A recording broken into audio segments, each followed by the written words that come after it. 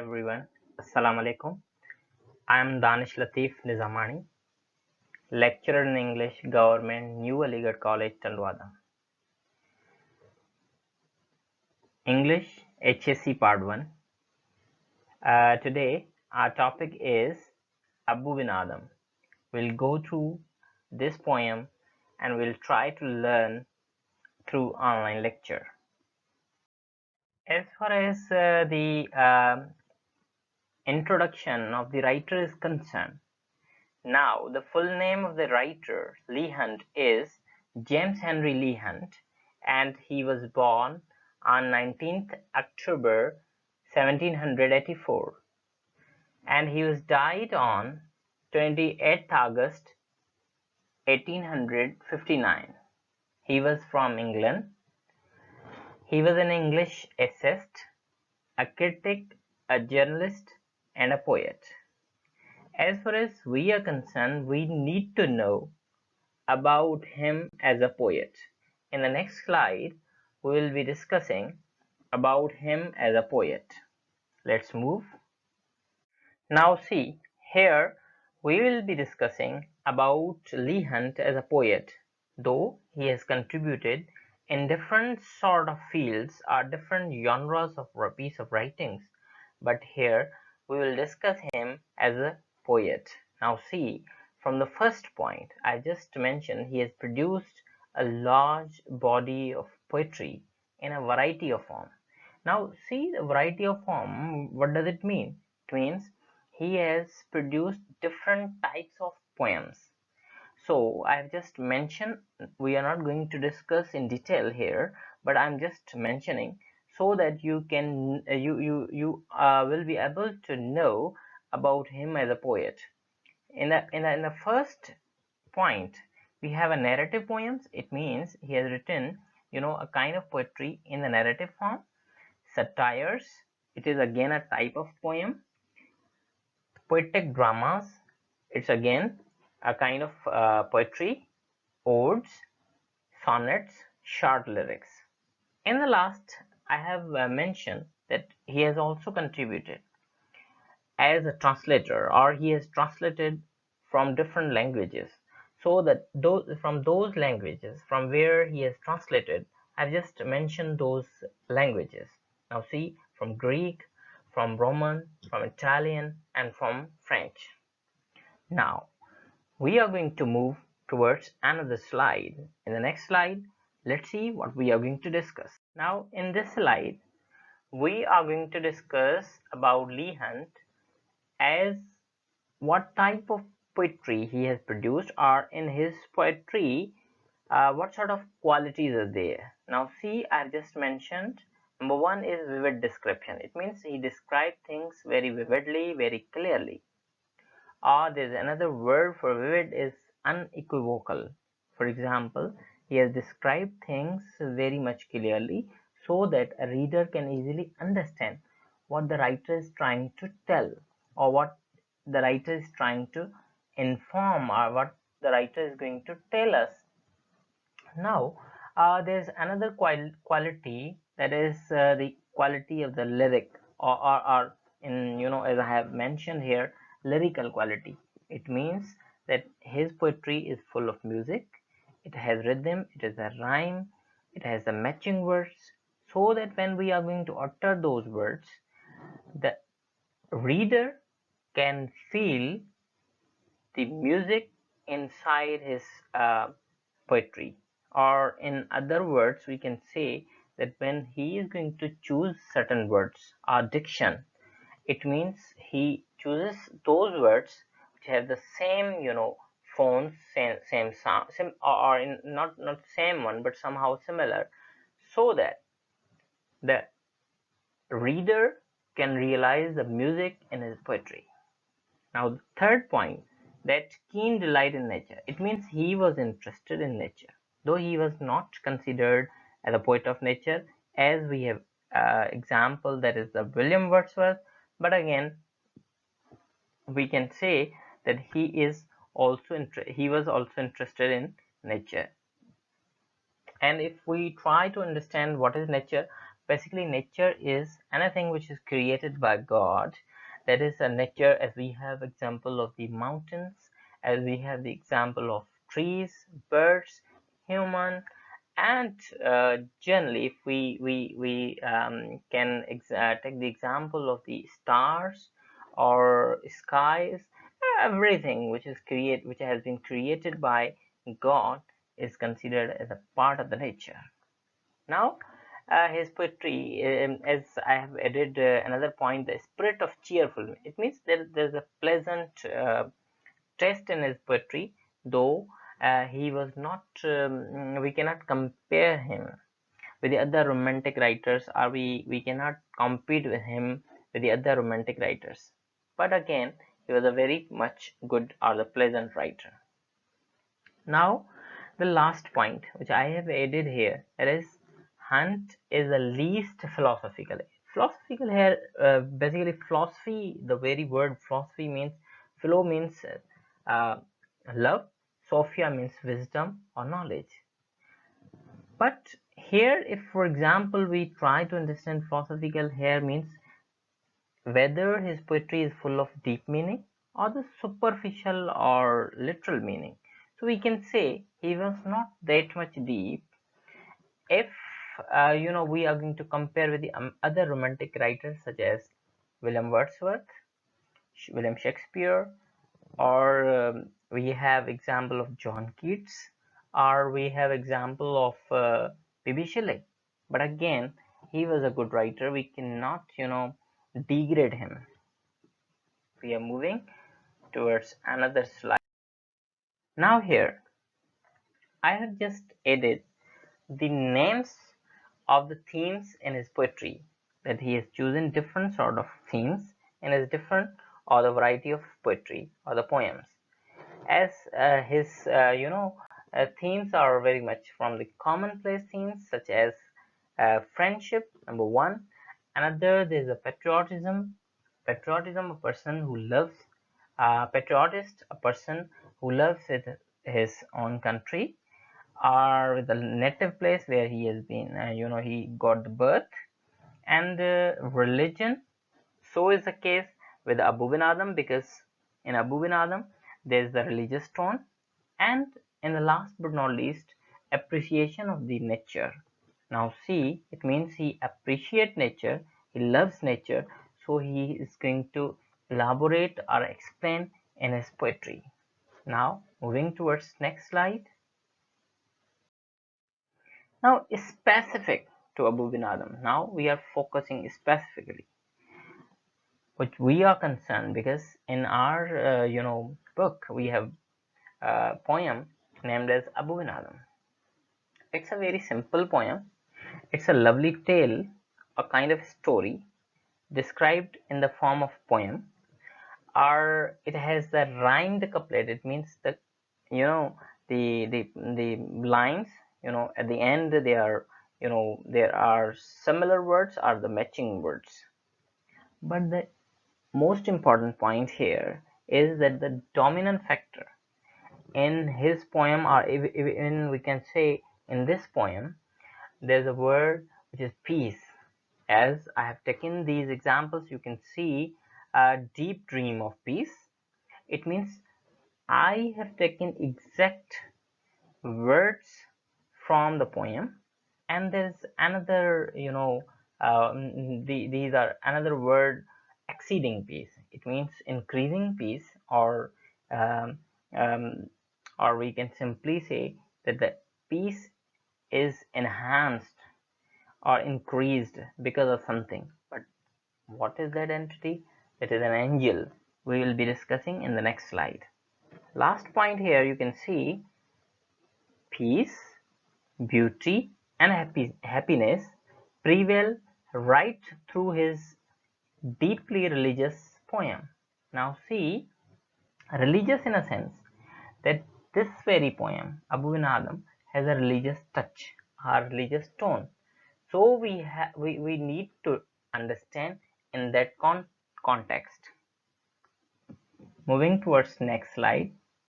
Now in this slide, we are going to discuss the exact poem I have just added here in this slide. Now see, Abou bin Adhem is the title of the poem. By Lee Hunt is the name of the writer, and there are certain bold words like a tribe, like a dream, like awoke. Now these are the difficult words for which I have added the meaning with the help of the arrows. You can understand, but during discussion you can easily understand what sort of meaning they have. Let me add the pointer. With the help of the pointer you can easily understand. Now see, Abou bin Adhem. Basically, Abou bin Adhem is the name of the character. He was a very pious. He was very, saint. He was a saint. Um, he was very nice person. So the writer has added the name of Abou bin Adhem.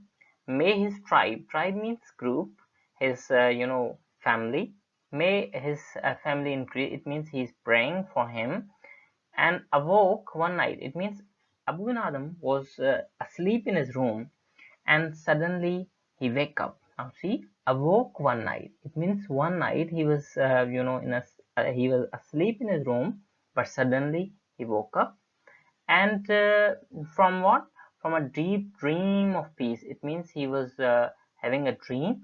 He was having a fantasy, as I have added the word, and of the peace, because I have already mentioned in the previous slide that the dominant word here is the peace. And saw within the moonlight in his room. What he saw? Basically, he saw a moonlight in his room. It means the moonlight is somehow a symbolical word for an angel, because of the angel, the peace was increased in the room of Abou bin Adhem. And in the next line, making it rich and like a lily in bloom. Now see, like a lily, like or as word are used in the figures of speech. Like the name of that figure of speech is simile. Now see, the writer is going to compare that it was his room was as bright like a lily in bloom. Lily is a kind of flower. As I have added the meaning, a white color flower. It means the color of the lily is white, and the light of the moon is again of the white color. Because of that, it was totally full of peace. It was totally bright, or it is full of charm. Now in the next line, what happened? An angel writing in a book of gold. It means there was a messenger, or there is a spirit. I've just added the meaning. It means there was an angel in his room. But what that angel was doing? Actually, angel was writing something in the book of gold. Okay, let's see what he was writing.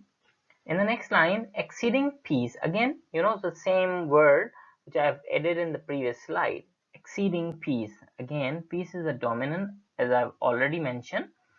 Had made bin Adhem bold. It means because of the presence of an angel in his room, the boldness or the bravery of the Abou bin Adhem become enhanced, and the peace in his room become more charming. The intensity of the peace has been increased because of the presence of an angel. Now let's see, and to the angel, sorry, and to the presence. Now here, presence basically is symbolical, or we can say, or we can deduce the meaning or extract the meaning as an angel. In the room, he said. Actually, Abou bin Adhem, when angel was in his room, he was writing something in the book of gold. Then angel just become somehow encouraged, and he tried to ask or investigate from angel that what he is writing. Now see, in the next line, what writest thou? Thou here, thou is basically an old use of word for you. So what writest thou means what are you writing? Now the vision means an angel raised its head. It means Raised it means while writing we just put our head down, but when somebody is going to call us, then we raise our head like this. It means an angel raised its head like this and then replied with with a look made all seat accord. It means he was full of consensus, with harmony, with acceptance, answered. It means an angel replied, says that the names of those who love the Lord. It means I'm writing the name of those who love the Lord. And as we know that Abu bin Adam was a pious, he was a very saintly person. So it means his name would surely be there. But unfortunately or fortunately we can say, because there is another important list is ahead. Now see, in that list Abu bin Adam's name will be there, but let's see what happened then. And is mine one? It means again Abu is asking question that my name is there. Now what replies the angel? Nay, not so. Now see here, nay, not so. It means no, your name is not there, replied the angel. Abu spoke more low. Somehow he become dull or dim, or we can say discouraged.